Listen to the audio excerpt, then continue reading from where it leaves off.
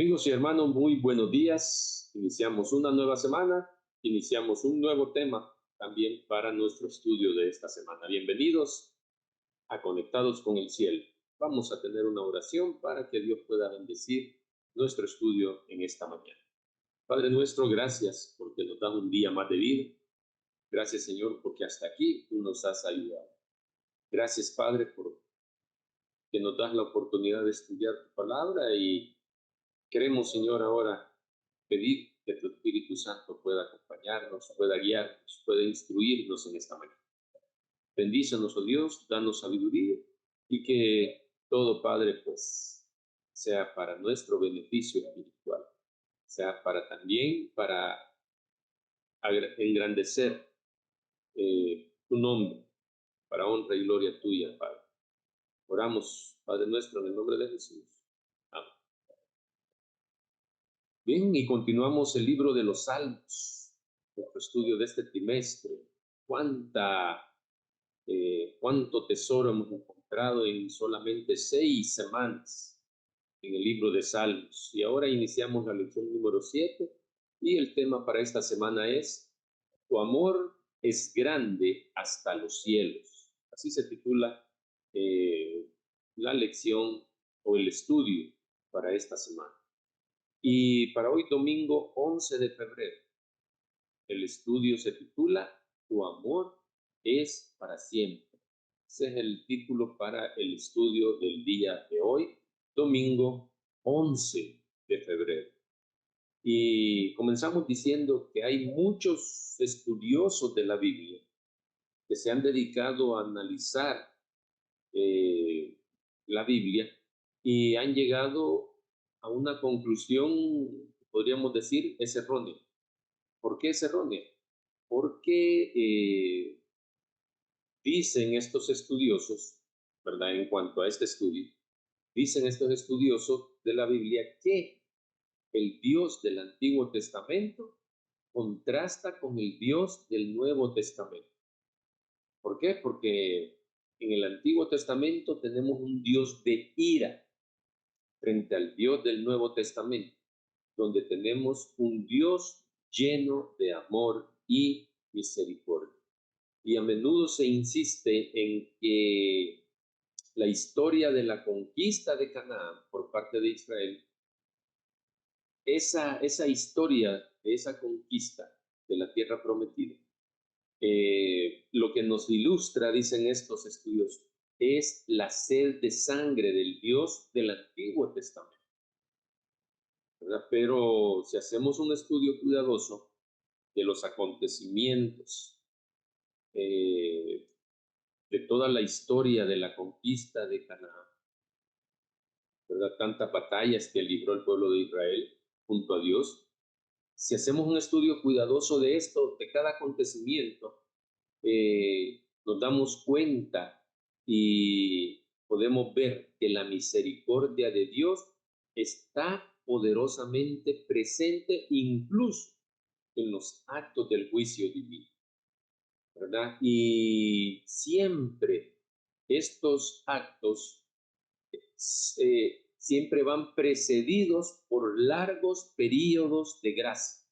Eso lo encontramos en la historia. Al ser estudiosos, al estudiar detenidamente esta historia de la conquista de Canaán en el Antiguo Testamento, si bien es cierto, hubo muchas batallas, hubo mucha sangre, muchos muertos, pareciera que estos estudiosos tienen razón cuando dicen que es un Dios de ira, un Dios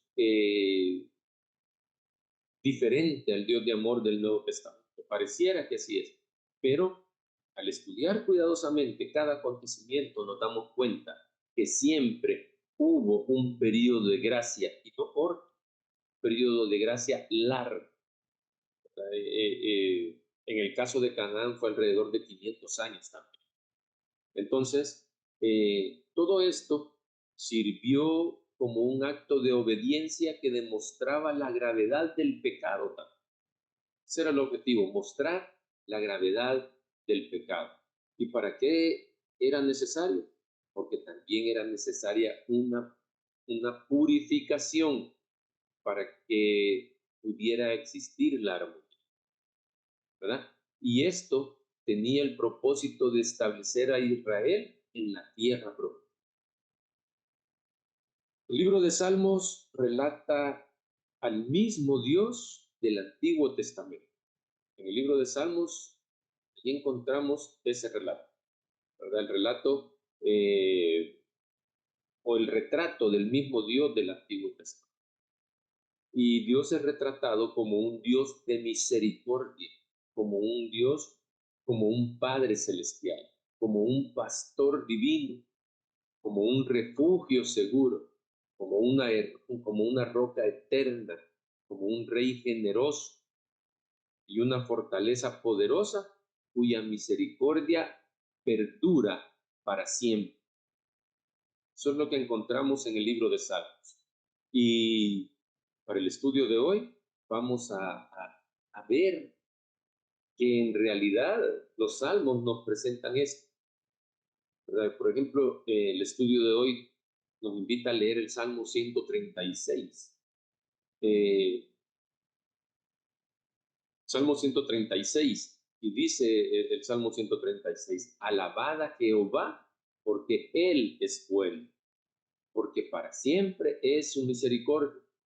Alabad al Dios de los Dios de los dioses, porque para siempre es su misericordia. Alabad al Señor de los señores, porque para siempre es su misericordia. Al único que hace grandes maravillas, porque para siempre es su misericordia. Al que hizo los cielos con entendimiento, porque para siempre es su misericordia. Al que extendió la tierra sobre las aguas, porque para siempre es su misericordia. Al que hizo las grandes lumbreras, porque para siempre es su misericordia. El sol para que señorease en el día, porque para siempre es su misericordia. La luna y las estrellas para que señoreasen en la noche, porque para siempre es su misericordia.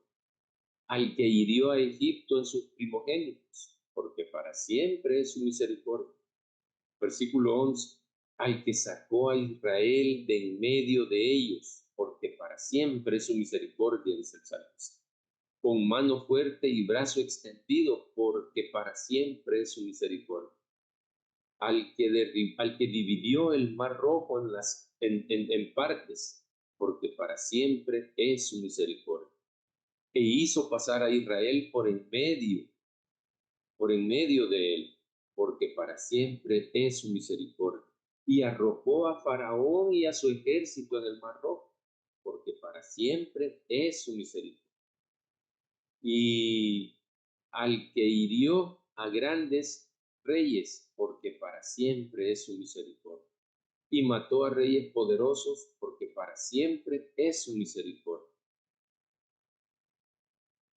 A Sehón, rey amorreo, porque para siempre es su misericordia. Y a Og, rey de Basán, porque para siempre es su misericordia. Y dio la tierra de ellos en heredad, porque para siempre es su misericordia. Y en heredad a Israel su siervo, porque para siempre es su misericordia. Él es el que en nuestro abatimiento se acordó de nosotros, porque para siempre es su misericordia. Y nos rescató de nuestros enemigos, porque para siempre es su misericordia. El que da alimento a todo ser viviente, porque para siempre es su misericordia. Alabad, dice el último versículo, alabad al Dios de los cielos, porque para siempre es su misericordia. El salmo comienza y finaliza haciéndonos una invitación a alabar a Dios, a alabar al Creador, ¿verdad? Y es que la verdad es que no hay ningún momento inadecuado para dar gracias a Dios por su bondad y su misericordia para con la humanidad. No hay un momento que no sea oportuno para agradecer. Siempre será un buen momento agradecer a Dios por su bondad y su misericordia. También podemos sacar algunas lecciones de algunos versículos. Por ejemplo, en el versículo 11 menciona que sacó a Israel de la esclavitud en Egipto. Y es que el faraón y sus capataces estaban decididos a no permitir que los hijos de Israel escaparan de la esclavitud egipcia. Sin embargo, cuando el Señor hace planes y promete liberar a su pueblo, y su pueblo coopera, no hay poder alguno capaz de resistir, ¿verdad? Cuando un monarca orgulloso desafía a Dios y se niega a cooperar con él, está sellando su propia destrucción. Así de fácil, ¿verdad? Y lo mismo sucederá con Satanás y sus capataces. Serán destruidos y finalmente cada uno de nosotros seremos liberados de este mundo pecaminoso. En el versículo 13 también hay otra lección que podemos sacar. En versículo 13, y es que de cada versículo podemos sacar una lección, pero solo vamos a tomar algunos ejemplos. En el versículo 13 también el salmista habla de aquel que dividió el mar rojo, ese mismo Señor que abrió camino a través del mar rojo para que los israelitas pasaran en seco, a pie seco. Ese mismo Dios nos abrirá el camino a través de las adversidades que están delante de nosotros, aunque nos parezcan insuperables, pero ese mismo Dios abrirá ese camino en esas adversidades para que nosotros podamos superar. Y un último ejemplo para sacar una lección del texto que leímos está en el versículo 23, cuando el salmista dice que en nuestro abatimiento se acordó de nosotros. Así dice el salmista, en nuestro abatimiento se acordó de nosotros. Y así como Israel estaba abatido y esclavizado en Egipto, pero el Señor no lo olvidó en su angustia. Todos, cada uno de nosotros, los que hayamos caído en abatimiento, en enfermedad o en pecado, podemos consolarnos al pensar que el Señor no nos olvida, sino que envía socorro y liberación para cada uno de nosotros en los momentos difíciles. Y es que la misericordia la misericordia de Dios en la creación y en la historia, ¿verdad? En la historia de la humanidad, debería inspirar al pueblo, a sus hijos, a confiar en Él, ¿verdad? Y a permanecer fiel a su pacto. El Señor no cambia.